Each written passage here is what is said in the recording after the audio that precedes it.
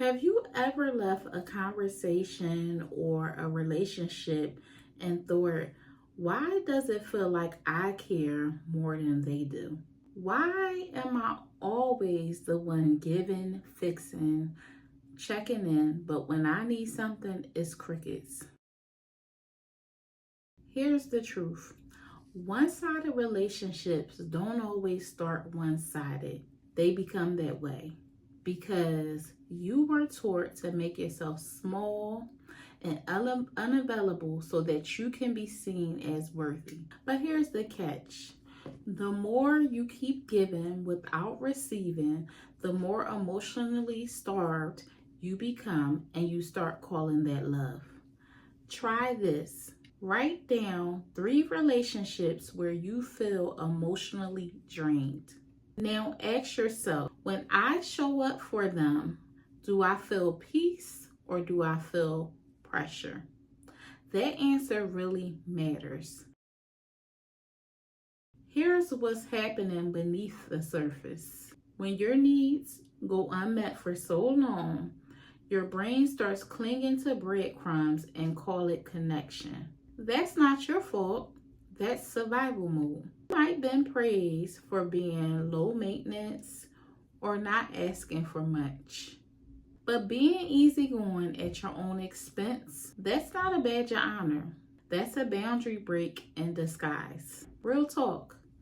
You've normalized relationships where you give the most and receive the least. The only way to shift it is to stop chasing connection and start normalizing identifying your needs. Let's do a quick self-check. On a scale of 1 to 10, how often do you feel emotionally supported by those closest to you? Write that number down. Don't filter it. This number is going to tell you everything. Let me ask you something. Who taught you that being loved means being useful? Was it a parent who only noticed you when you helped around the house? A friend who only called you when they were in crisis? A partner who loved your effort but never matched your energy? You didn't choose these patterns, but at some point, you stopped checking if you were being chosen back. And every time you ignored that gut feeling that told you this isn't mutual, you told yourself that your feelings and your needs did not matter. But they do matter.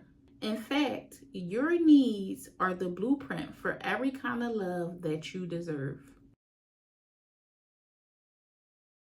I want you to ask yourself this one question tonight. If I stop pouring into them, would there be anything left between us? Because love that depends on you over functioning isn't love. It's emotional labor dressed up as loyalty. The first step isn't cutting them off. It's getting clear on what you actually need.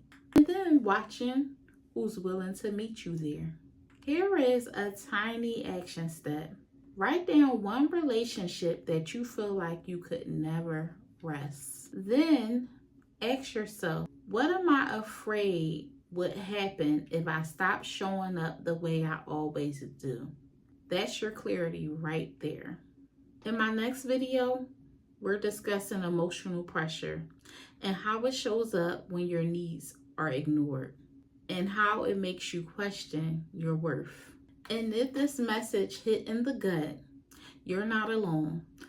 I'm here to help women set boundaries, protect their peace, and get emotional clarity. Subscribe for more, and I'll see you next time.